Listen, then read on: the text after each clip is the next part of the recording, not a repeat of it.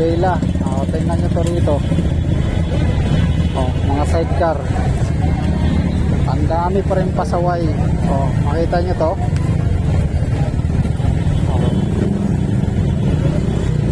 Guys, abangan nyo guys pag upo ni Yorme. Papatanggal natin to. Ang dami pa rin pasaway. So wala pa rin sa ayos. Kita nyo naman, ginawa palang pilahan dito ng sidecar pa rin. Ayan.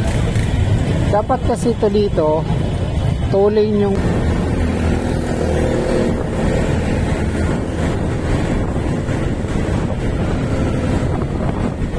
ayan guys, magandang gabi sa inyong lahat. At papunta tayo dito ngayon sa may Recto Divisoria. Nakawit tayo dito ng Abad Santos stoplight.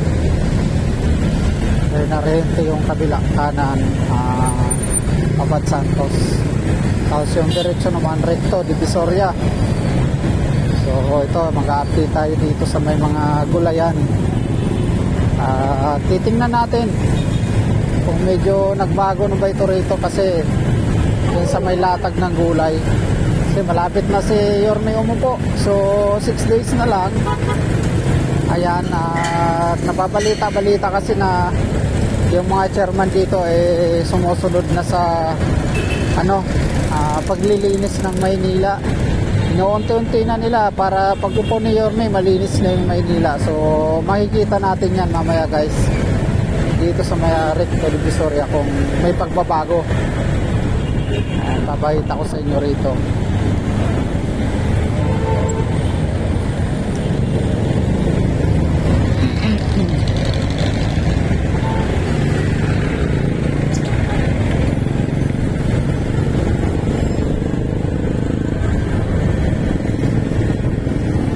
So ito talaga maluwag to rito sa may harap mismo ng Tutuban.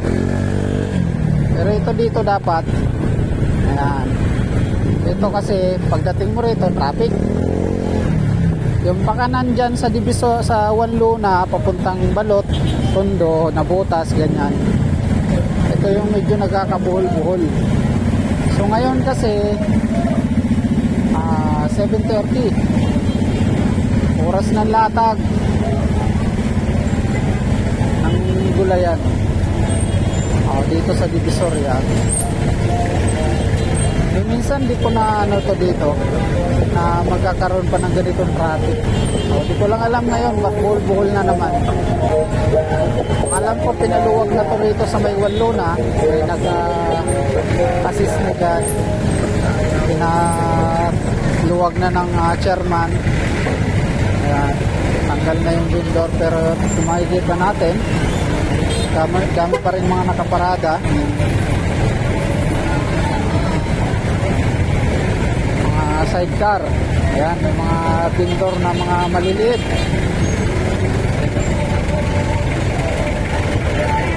So guys, ito dapat dito mga walang nakaparking ito dito ng mga sidecar. Araw man o gabi, ayan, dapat kung ano yung luwag ng umaga at saka gabi, parehas lang dapat yan. Kasi meron naman pila tong mga sidecar na to doon sa may Dagupan Street mismo.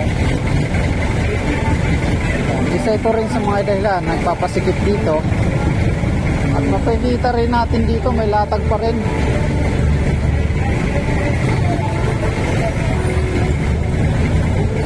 Yan may latag pa rin dito.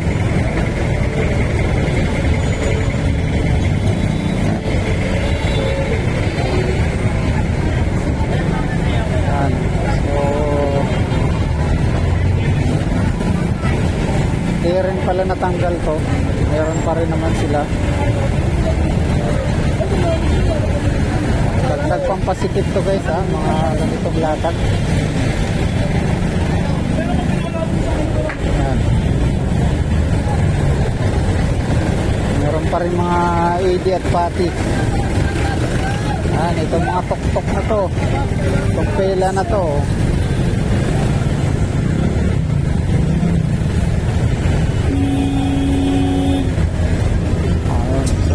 Di pa rin lang natin alam kung bakit may ganitong mga kalakaran pa rin dito.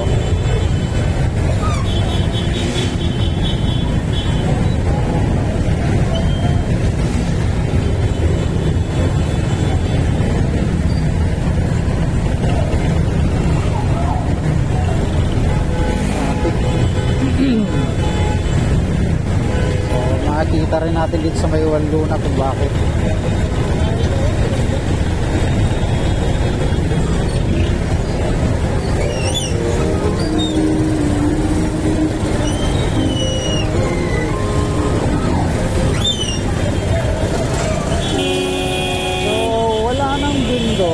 Ang Luna, ang problema naman itong mga sasakyan yata. Yun naman ang problema. Sasakyan. Pakanan. Ayan.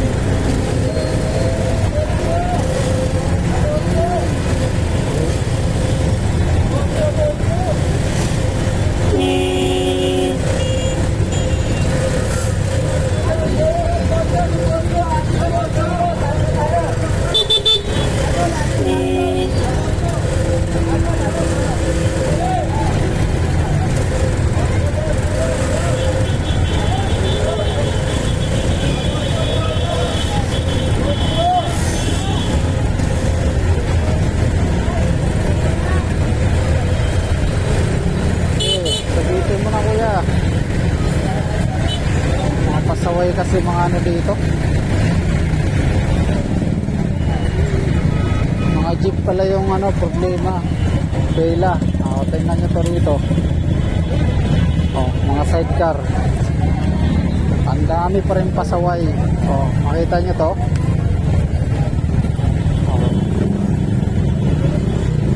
guys, abangan nyo guys pag upo ni Yorme, papatanggal natin to. Ang dami pa rin pasaway. So wala pa rin sa ayos. Kita nyo naman, ginawa palang pilahan dito ng sidecar pa rin. Ayan. Dapat kasi ito dito tuloy yung matitira na ano, at dapat ang latag dito alas 5, ayan, ng hapon. Ang kalas naman na dito dapat alas 5 rin ng umaga. So dapat alas 6 natatanggal na yung basura. At yung basura dapat dito ay nakasako. Ayan, para hindi po nahihirapan yung paghahakot ng basura. Ayan. Walang kalat, hindi siya makalat pag ano. So in fairness, medyo ano ngayon, maluwag. Ayan, at meron pa nagbababa ng mga truck. Ayan, yung 2